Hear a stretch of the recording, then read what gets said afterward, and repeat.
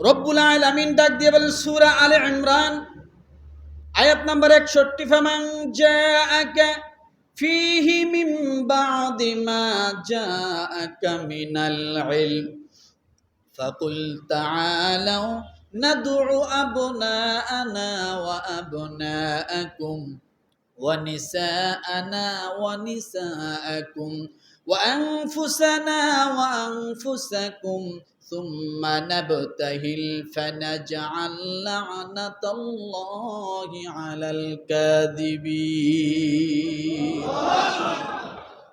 ইহুদিরা রাসূলকে মানতে চাইত না, তারা বিভিন্নভাবে বিরোধিতা করত। তখন সত্য মিথ্যার পার্থক্য করার জন্য আল্লাহ তাআলা আয়াত নাজিল করে দিয়ে বলে, হে রাসূল, আপনি ওদেরকে বলেন ওদের পরিবারে যারা আছে সকলকে নিয়ে খোলা মাঠে আসার জন্য। আর আমিও আপনাকে বলছি যে আপনি আপনার পরিবারে যারা আছে সকলকে নিয়ে আপনিও খোলা মাঠে যান। ওদেরকে ওদের দিক থেকে আমার উপর কসম করে লানত করতে বলেন যে আপনি যদি মিথ্যে হন তাহলে আপনার উপর লানত, আর ওরা যদি মিথ্যে হয় তাহলে আপনি তাদের প্রতি লানত করেন। কিন্তু সাথে কে থাকবে? কারা থাকবে? পরিবারের লোকেরা। রাসূল সাল্লাল্লাহু আলাইহি সাল্লাম পরিবার নিয়ে যখন এই কথার সত্যতা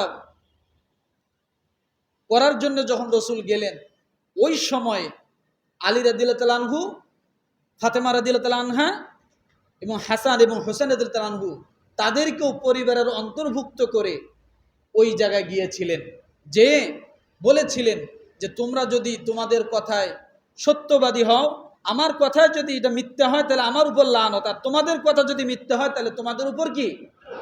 লানত। সূরা আলে ইমরান আয়াত নাম্বার কত? 61। আমার ভাইরা, এভাবেই কিন্তু আগে একটা বিষয় ছিল, যে কোনো বিষয় যদি কেউ বিশ্বাস করতে না চেত তাহলে এটা আল্লাহর উপর কসম করে সেটা লানতে পরিণত করা যেত, সেটা যদি মিথ্যা হতো। তাহলে আমরা আহলে বায়াত পেলাম, কথা বলেন, আমরা আহলে বায়াত পেলাম। কিন্তু আমরা নবী পরিবারকে বাদ দিয়ে আমরা শুধুমাত্র মুহররম আসলে এই পাক পাঞ্জাতন নিয়ে আমরা অনেক বাড়াবাড়ি করি, অনেক কিছু ছাড়াছাড়িও করি, কথা ঠিক না? হ্যাঁ, রাসূল সাল্লাল্লাহু আলাইহি সাল্লাম তার নাতিদের প্রতি ভালোবাসার ক্ষেত্রে অনেকগুলো হাদিস বলে গেছেন, যে যারা আমার এই নাতিদেরকে ভালোবাসবে, আমার মেয়েকে ভালোবাসবে, আমার পরিবারকে ভালোবাসবে, আমি রাসূল তাদেরকে ভালোবাসবো। আর যারা এদের বিরোধিতা করবে, আমি রাসূল কিয়ামতের ময়দানে তাদের বিরোধিতা করব। তাহলে এটা ঈমানের দাবি কিনা বলেন তো? ঈমানের দাবি না? যার কারণে আহলে বায়াতের মর্যাদা এত বেশি, আল্লাহ রব্বুল আলামিন আহলে বায়াতের জন্য নামাজের ভিতরে দোয়া শিখাই দিয়েছেন। সুবহানাল্লাহ বলেন। আমরা আহলে বায়াতের জন্য দোয়া করি কিনা নামাজের ভিতরে? কোথায় করেন বলেন তো দেখি? আল্লাহুম্মা সাল্লি আলা মুহাম্মদ ওয়া আলা আলি মুহাম্মদ। এখানে কি আহলে বায়াতের কথা আছে? আছে? কোথায় আছে? ওয়া আলা। একটা জিনিস বুঝা যায়, এখানে কোরআনের ভাষা আল্লাহ আহলাল বাইত শব্দ ব্যবহার করছেন, করেন নাই? দরুদ শরীফের ক্ষেত্রে ওয়া আলা আলী হলো কেন? শোনেন, সম্মানিত ব্যক্তির ক্ষেত্রে যখন আপনি কিছু বলতে যাবেন তখন অনেক ভাষা কি হয়? চেঞ্জ হয়ে যায়, তার মর্যাদার কারণে, তার সম্মানের কারণে। আল্লাহর ভাষায় আল্লাহ আহলাল বাইত বলেছেন, আল্লাহর ভাষায় আল্লাহ কি বলেছেন? আহলাল বাইত।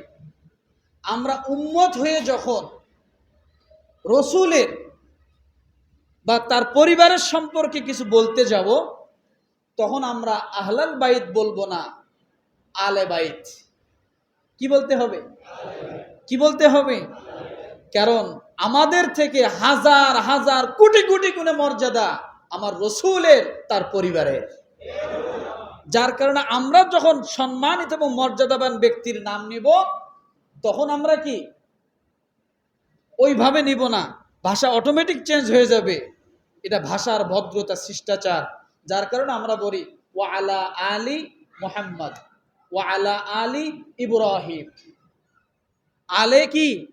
ইব্রাহিম, ইব্রাহিমের আহলে বায়াত, রাসূল সাল্লাল্লাহু আলাইহি সাল্লামের পরিবার, তাদের প্রতি আপনি রহমত এবং বরকত দান করুন। তাহলে আমরা যখন বলি তখন কি বলি? আলে বাইত। আর আল্লাহ যখন বলেন তখন কি বলে? আহলাল বাইত। তাহলে ব্যক্তি বিশেষ মর্যাদার দিক থেকে ভাষার পরিবর্তন হয় কি না? কথা বলেন আমার ভাইয়েরা। তাহলে আল্লাহ এই মর্যাদা শিক্ষা দিচ্ছেন।